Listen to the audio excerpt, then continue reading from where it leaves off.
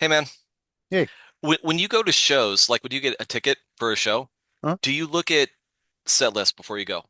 Okay, I don't want to, but sometimes it's kind of like opening your Christmas presents, right? Because like I don't wanna, but I also wanna. So Yeah. it kind of depends. Like usually I will resist until I just can't resist no mo. And and and sometimes if I just have to know if they play a certain song or something, I'll look it up. So also I think I look up set lists when I don't when I'm gonna see a band that I'm not super familiar with and I want to get a little more familiar with, then I'll kind of maybe like check out what some of those songs are gonna be. So I'm a little more I can tell what I'm listening to, especially if it's a venue with shitty sound. So you want to do a little homework before you go, A if you little have bit. to. Yeah. Yeah. Yeah, I, Yeah. I did that once when I saw Yezu, and I Mm. wanted to know what they sounded like compared to Godflesh, and I was a huge fan of all five songs they played because I read the set list. Yeah. Sometimes I'm really good at it. Like it really depends on where the show is in the tour, I think. If it's one of the first shows in the tour, like the last tour that Kiss did, I could pull that off no problem. I had to wait maybe a couple days, and the whole set list was a surprise, but Mhm. in a sense, it really wasn't. Yeah. And then when I had tickets to see King Diamond about a year ago, we were at the end of the tour. It ended up getting canceled anyways, but I waited as long as I possibly could. But they kept posting stuff on YouTube. I'm like, one more song. And then he was playing new stuff. I wanted to hear that. And then I saw the whole thing on YouTube and then he canceled. So it didn't really Uh, matter. yeah, right. So then you just got to see a bunch of King Diamond online, I guess. And just, Yeah, that's not bad. yeah. That's not a bad thing. I just saw Emperor with Blood Incantation. Blood Incantation is a band that I kind of always bounced off of. Like everybody raved about how great they were, and I tried them a couple of times, and I'm like, they're okay. I don't really get it. And then when I found out that they were opening for Emperor on their last tour, I'm like, okay, I have to know what's happening here. And I listened to their latest album and it clicked. It finally clicked. And then I became like a huge fan. And that was good because pretty much all they played on this tour was their new album, which is only like six songs because they're like 10 minutes each. So, I remember one time I went to a King's X show and I thought, I hadn't kept up with what they were putting out. So I went there. I literally thought to myself, I hope they play old stuff, the first three, four records. mhm. I get there, Doug comes out. The first thing he says is, we have a new album coming out and we're going to play the whole thing. I'm like, ugh. And it was amazing. It was absolutely brilliant. Every note was perfect. And that's a favorite album to this day. I'm usually not a huge fan of when a band comes out and just plays the whole album. I don't know. That doesn't always do it for me. Like, I don't know. I might as well just listen to it then because that's what I like about a live show is mixing it up and not knowing what they're going to play next. And oh, they played something new, but then they went all the way back to their first album and pulled out a deep cut or something. That's a lot more fun. Same. Yeah, agreed. Kind of like, podcasts like this where we really have no idea what's going to happen. Right, right, because we've done no prep work. Rip and destroy. Hey everybody, welcome to episode 27 of Rip and Destroy. I'm TJ. I'm Mike. And hopefully we are not joining the 27 club as we are talking about what are we talking about? Didn't Gene write a book Interesting. about that? He, Gene's written some interesting books about a lot of shit. I'm not really sure because I haven't read most of them. But we are talking about, well, we weren't lying. We haven't really done a whole lot of prep for this episode. We've both been pretty busy, but Mike came up with this great idea. What we're going to do is we're going to pull up Spotify and we're going to pull up Kiss on Spotify and we're going to shuffle. And the first 10 songs that come up, we're just going to talk about them and see what happens. Yeah, we're going to be rolling the dice on episode 27 here tonight. And before we do that, do you have anything up front to talk about? Just a couple things real quick. It looks like we're finally getting new music, which is very cool. Yeah, There's a new Paul song being recorded right now as we speak, and I think it's probably going to be for the Avatar show, but I'm looking forward to it. it's hard to say. Like, I kind of want to ask, do you think it's going to be any good? Because I don't know, the last thing we got was Monster and Sonic Boom, and they were all right. And you can go Not back and bad. you can go back to episode I don't know what episode that was, but we did a whole episode on both those albums. So you can I guess see what our opinions on those records were. But yeah, it's hard to say. It's weird thinking about them having retired from, live shows, but still recording new music. I think everybody hoped that they were going to do this, but now that Hmm. it's actually happening, I really have no idea what to expect. That's something to look forward to. Yeah. Other than that, we had somebody leave a comment on YouTube about Lordi. On our last episode, we talked about Ghost and Lordi and Guar and a lot of the bands that were inspired. Their theatrics and their costumes were inspired by Kiss. And somebody who knew a lot more about Lordi than I did corrected me on a couple things. So I'm going to say thank you for that. Also, they put a challenge out there. On that episode, I mentioned that I hadn't heard a lot of Lordi, but I did listen to Heaven Is Your Hell and really didn't care for it. Hmm. And they said you need to check out Carnivore because it sounds a lot like Kiss, more so than anything else they did. So I did. I appreciate the recommendation. I listened to it. It was way better than Heaven Is Your Hell. It was a lot like Rock and Roll Over era Kiss. Even had the Cool. cowbell and everything. And that said, I still wasn't crazy about it. Well, unless you want to talk about Nelson being added to Gene's Expo, I think we can dive in. I do not. We didn't talk about Sleep Token. We're not going to talk about Nelson. So here we go. All right. So here's what we're gonna do. I've got Kiss pulled up on the old Spotify there. This is not a commercial endorsement, by the way. Please buy music and listen to vinyl. Okay, for the love of God, buy fucking music. Don't get all of your music from Spotify. I listen to Spotify in the car, and that's the only reason. So okay, so we've got Kiss on Spotify. I'm gonna I, hit I I shuffle. have a record player in the car, but no big thing. They made those, you know. Did they really? They made those back in the day. Yeah. Yeah, that'd be pretty pimp. Okay, so I'm just gonna hit the shuffle, the little Okay, green, the little shuffle button there. There it goes. And then we're just gonna talk about the first 10 songs that come up. So you ready? I'm ready. Let's do All it. right. First song. Wait, before you get to it, I had a thought. Let's What? talk about the song, how we feel about it, and then at the end, let's both rate them 1 to 10 and see how the lists compare. All right. First one. Oh my God. What do we got? Shandy? Beth. We said an awful lot about Beth. We have said an awful lot about Beth already, but what else can we say? Well, we said a lot of bad things about Beth. Let me say something good about Beth. Okay. It was a part of the live show I really liked because, Peter got to come up front. He handed out the roses. He did the whole Peter gimmick. And being a huge Peter Chris fan, that was cool. The song, not so much. I think he could have pulled off the same thing doing Hard Luck Woman or something like that. But, I'll give it that. I'll give it that. And it did save the band, of course, until Vinny had to save it again. Right, right, right. Well, thank God for Beth and Vinny. When you said it was part of the live show that you liked, I was afraid you were talking about Eric Singer fake playing the piano, but Wait, you just said thank God for Beth and Vinny Vincent, and I'm pretty sure you're the first person in the history of the world to say those words. So, nobody has that sentence has never been uttered before in any. No, as a matter of fact, you might as well revoke my Kiss Army membership right now. okay. I have to turn in my card and my talisman. So what are you thinking about Beth? Or here's a challenge. What's something positive about Beth? Yeah, that is a challenge. You're gonna have to give me a minute and edit this silence out because I gotta think on this one.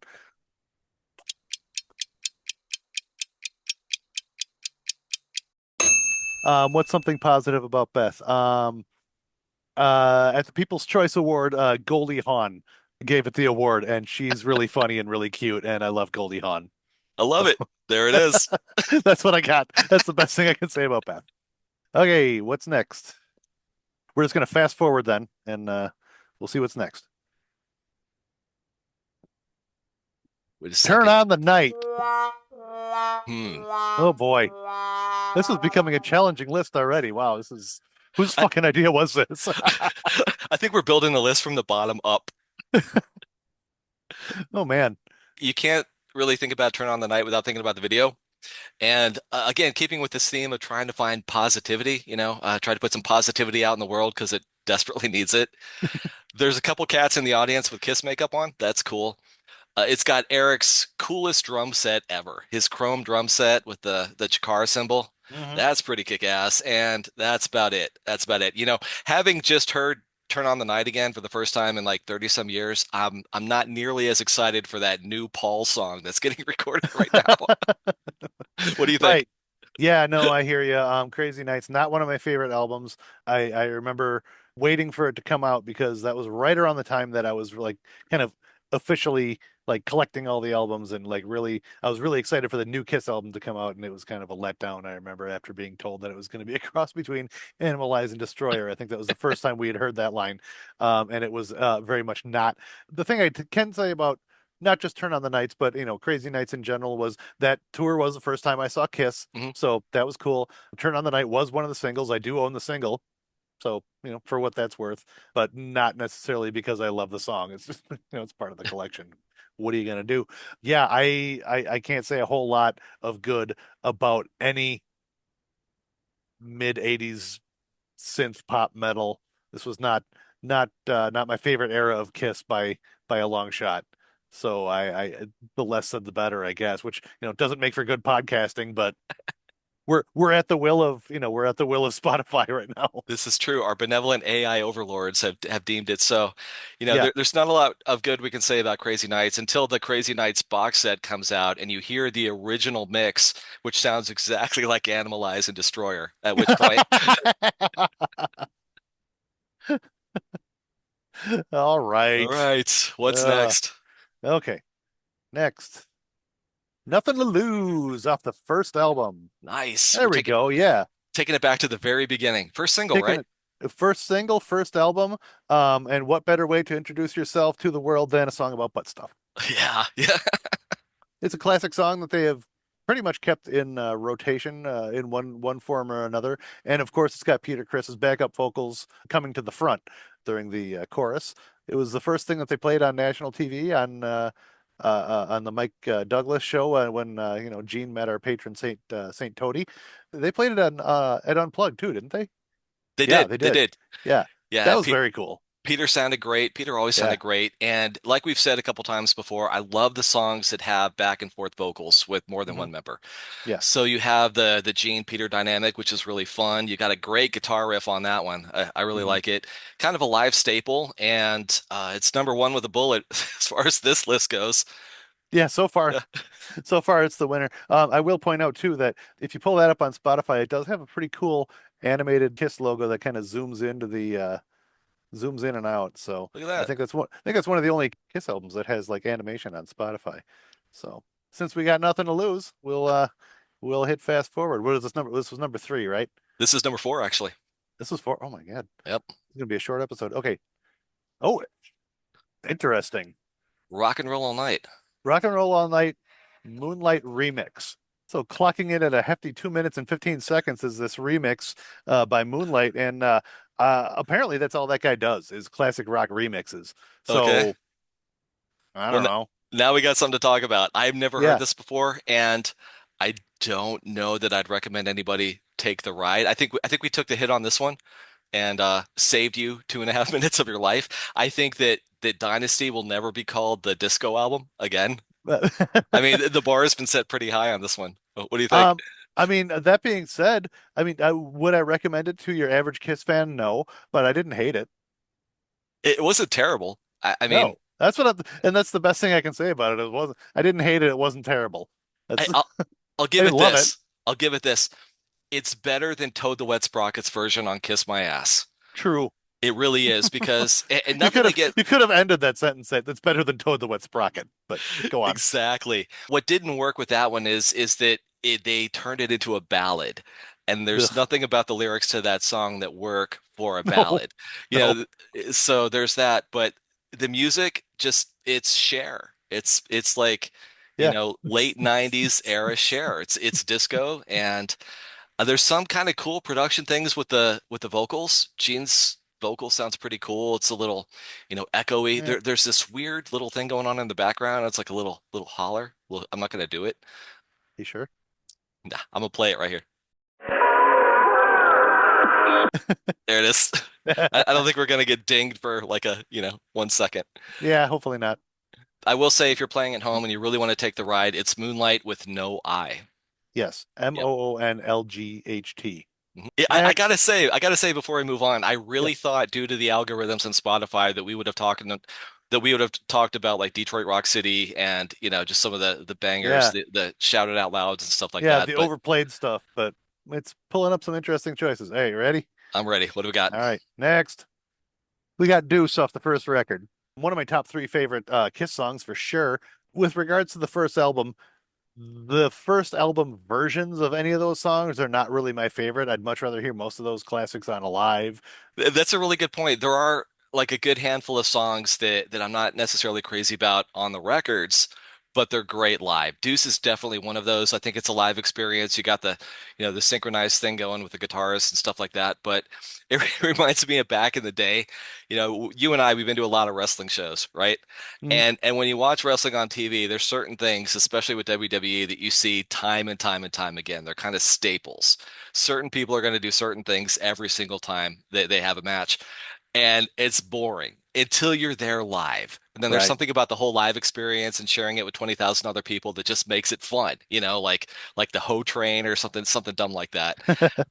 But there's a lot of songs like that too. I think Deuce is one of them. Deuce is not a song that I would turn off if it came up on my Spotify in the car, for example. I think it's a killer song, but it's better, like you said, on a live, and it's even better live when you're Right. there.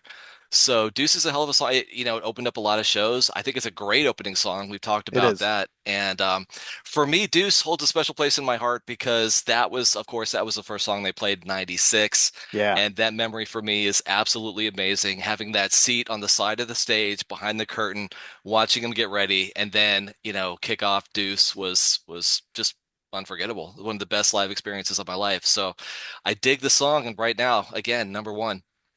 I think you can say that about the whole first three albums is that nobody prefers the album versions of anything off Kiss, Hotter Than Hell, or Dress to Kill over the Alive versions. I mean, maybe I'm going out on a limb there, but I kind of don't think so. The first album doesn't sound bad. It always sounded a little slow and deliberate, like they were being way too careful in the studio because it was their first record and they were probably a little nervous and they were trying to get everything real perfect. And I think it lost a lot of the fire that it had live. Like I said, Deuce is a top three song for me. So yeah, that's number one on our list so far. The first album didn't sound perfect, but it sounded a hell of a lot better than Hotter Than Hell. And that's a box set I'd be very interested in if they could remaster that for real this time and make Yeah, it sound, thick and full because song-wise, that's my favorite Kiss record. Production-wise, yikes. yeah, yeah. And I've heard that they can't for some reason because all that exists is like the mix down or something. And then I've heard other people say that that's not true. So then nobody really knows why they haven't done so. Beats me. But now we're getting off topic because we have to pull up song number six, is it? Yeah, Spotify Okay. hasn't brought up anything from Hotter Than Hell yet. So No, what do we not got? yet, but I don't know. We'll see. Let's no whammies, no whammies, no whammies. Yeah, What do we got? I stole your Nice. love. Okay, here we Yes. go. Again, not my favorite version because it's on Love Gun as opposed to Alive 2. I don't like the sound of Love Gun. I think I've said this before. I think it's a little thin, a little weak. The guitars are too quiet, not distorted enough. I really wish some people might hang me for this one too. I really wish Love Gun had the sound of Rock and Roll Over. It would be a kick-ass album. But that being said, it does have great songs, and this is probably my favorite of them, besides Almost Human. I love I Stole Your Love. We've talked about this song before. But that's a good pull. Thank you, Spotify. Th- Finally. Good God. Thank you, Spotify. I think the thing that really stands out with I Stole Your Love is the guitar riff. It Yeah. is a super badass guitar riff. Absolutely love it. Love the song. Kicked off the 78 tour, first bootleg I ever got. And I don't know why, we may have talked about this before, but I don't know why that song wasn't a live staple from there Yeah. on out. Yeah, we have Absolutely talked about that because they opened up the Love Gun tour, the Alive 2 tour, maybe, I don't know, and the Hot in the Shade tour. They brought that back. And they did play it on the second leg of the reunion tour when they came through Madison, the second time I saw them in 97 after, the reunion. We did talk about that before, and I don't know why this wasn't on every single tour. It's one of their best songs. agreed, agreed. And like you said about the record, when I had it in 1985, I listened to it a lot. Hmm. I can't say I've listened to it more than one or two times since then, as far as cover to cover, the whole record. But Rock and Roll Over, I listen to today, and if Yeah. I'm just going through my record collection behind me, it's more often than not, I'm going to grab Rock and Roll Over. It's just a great record to revisit. But yeah, Love Gun doesn't often make the cut. No, but that song does. So Yeah, it does. good call. Good call, Spot. Number seven. Oh, right back to Love Gun. We got Christine 16. Okay, let's talk about it. Let's talk about Christine 16. Yeah, We have yeah, talked about Christine we 16 in a couple did. of different couple of contexts, but the infamous episode 12. Yeah, that didn't age well. That didn't age well. And No. Christine didn't age enough. No, she has not aged enough. Yeah, we had plenty to say about Christine 16 on episode 12. So if you want to go check out back catalog, see what we said about it then. But other than that, just speaking as a general song, it's a cool song. It's entertaining. The Alive 2 version is very cool. It sounds pretty good on Love Gun, except Gene's little spoken word part is Mm, even creepier on the on the studio version than it is on the live version. And yeah. that's about as much as I really want to say about that. Other than the fact that I do call my wife Christina Sixtina sometimes. Yeah, sometimes with Kiss songs, you gotta look at them like a salad bar and be like, okay, that's good, that not so much. It's not Yeah. whether or not it's a good song. It's, well, it's a kick-ass song, but the lyrics, or that bridge, not so much. I love Domino, but yes. Eh. Yeah, so but I love this one. It is a staple. It's something they played acoustic a lot when they were doing the meet and greets. As far as Love Gun songs though, it's better than the title track. I'll give it that. True. It's a Yeah. standout cut on a record that's not a great record. Right. All right. Number 8. I would really like to get off a Love Gun. Oh. Okay. So we've got Cold Gin off the first record. Okay, I, I'm okay. I don't know what Spotify is doing. It just kind of keeps bouncing back and forth between these two. But Cold Gin, man, you can't go wrong with that song. Ace wrote it. Everybody knows that. Another live staple that they've pretty much kept intact since 1974. Great song. It's one of the first songs I ever learned to play on guitar. Interesting that it was a staple of their live set, despite Gene Simmons being very anti-alcohol and drinking and drunkenness and claiming that they would never endorse a liquor or beer until they did, because you can now actually get Kiss brand cold gin. And wine and what have you. Right, yeah. Yep. So Cole did so many different versions of the song. Of course, there's that one from the first record. There's Mhm. the live version. There's Ace's version. Mhm. I think I prefer Ace's version, to be honest. The one that It's he did just on Origins, exactly. It's just it sounds such a so good. it really does. It's just such an Ace song. Yeah. It makes more sense, not just because of the alcohol thing. I just think the whole groove. I think that, it's just a very rock and roll song. I Mhm. think he sounds a lot better singing it too. If Ace had the right song that fit his voice, it just kind of came to life. It wasn't every Yeah. song. It was definitely this one, and Yeah. it just had that swagger to it. I think it's better when he sings it. And so I would put it like the Ace version, and then the Alive version, and then the original studio version. But I'd also say I like every single one of them. Yeah, absolutely. Number 9. Title track off Lick It Up. Lick It Up. You know, I'm going to put this before the board and suggest that they prayerfully consider allowing us to skip this one and find a new number nine. At the You know risk of what? being redundant, what do you think? Yeah, because we have talked about Lick It Up ad nauseum on this show, or we could just edit this out and pretend that, Put it before Toady. I think she approves. yeah, I think she's fine. Okay. Nice. Domino. Okay, okay, I like it. So this one has a history because in 1985, Black and Blue recorded Nasty Nasty, and Gene actually produced that record. I Mm, think they may have been on Simmons Records. I'm not sure, but I know he produced the record, and it's not the exact same song. It's the exact same riff, hmm exactly. And I just can't help thinking like every time I hear Domino, I'm like, that's the Black and Blue song. So I gotta kind of call shenanigans on that one. I like. It's not that I don't like it. I like everything on Revenge, but unless Tommy got a co-write credit on that, it's kind of strange to me. What do you think? yeah, I mean, it could be one of those cases where, Gene helped him write the song in 85 and just, either forgot or, that riff was stuck in his subconscious somewhere. You know how that can happen sometimes. You Yeah. accidentally recycle something or accidentally copy something that you think is original yeah, you came up with this great song and then you find out that like it's something that somebody else wrote 10 years ago, Yes. and it was just something that was like, stuck in the back of your mind and you didn't realize it until it came out with it and somebody called you on it, which Yeah. I think might be the case here. But I don't know, because we also know that Gene has been known to, dredge up and recycle old ideas. Case in point, his most of his contributions to Sonic Boom. So it may have been a case of that, may have been deliberate. I don't know that he was trying to pull the wool over our eyes with that, but good call on making that connection. Yeah, I don't know. They both have the exact same riff and they both have really stupid lyrics. So it seems like more than a coincidence to me.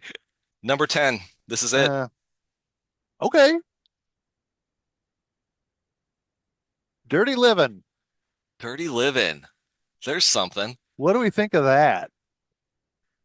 The first thing that comes to mind when I think of Dirty Livin' is it already sounds like Moonlight got his hands on it. It really does. And Totally.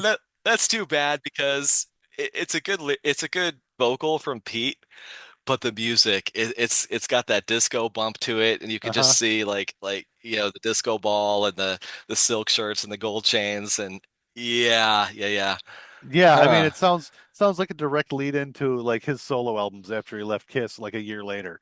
It really does. It really does. And I'm always clamoring for Pete songs, but then you find one you're like, oh, yeah. And it's just so otherwise it's just so very Pete because the lyrics and everything, the whole Uh, image, dirty living on the streets, this, that, and the other. It's like yeah, it's pretty on brand for him, I was just but going to make that exact point. Yeah, ever since I feel like ever since Black Diamond with Out on the Streets for a Living, like yeah, that's been the Pete thing. He's always talked in interviews about how he grew up in these gangs and all this shit.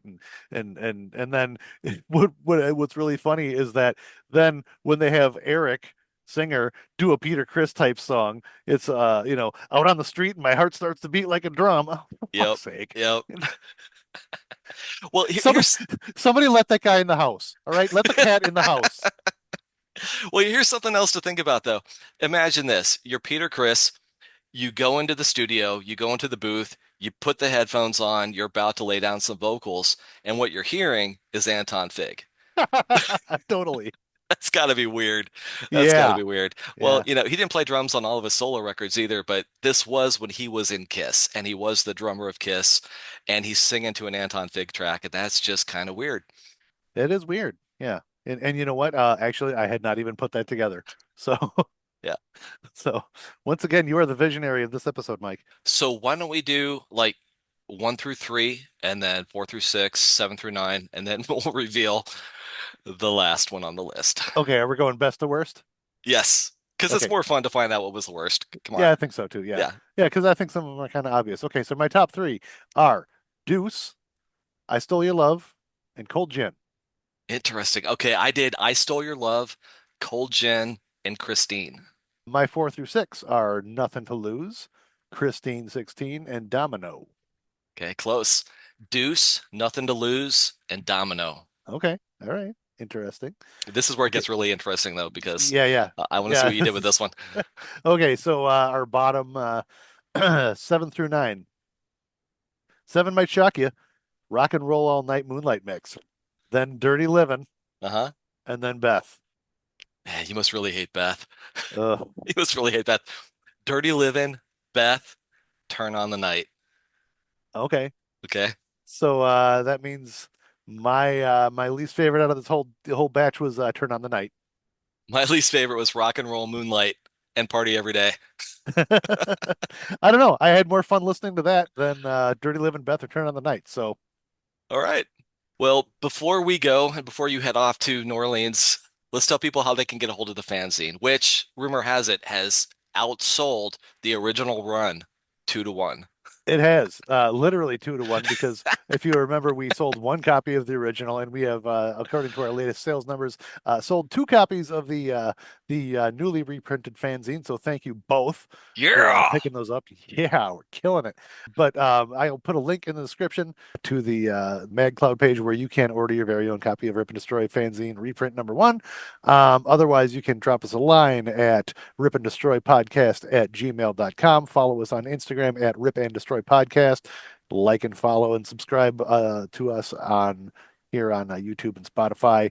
And give us some random thoughts of yours to go with our random song picks. Till next time. See ya. Kill the power, Phil. Kill the power.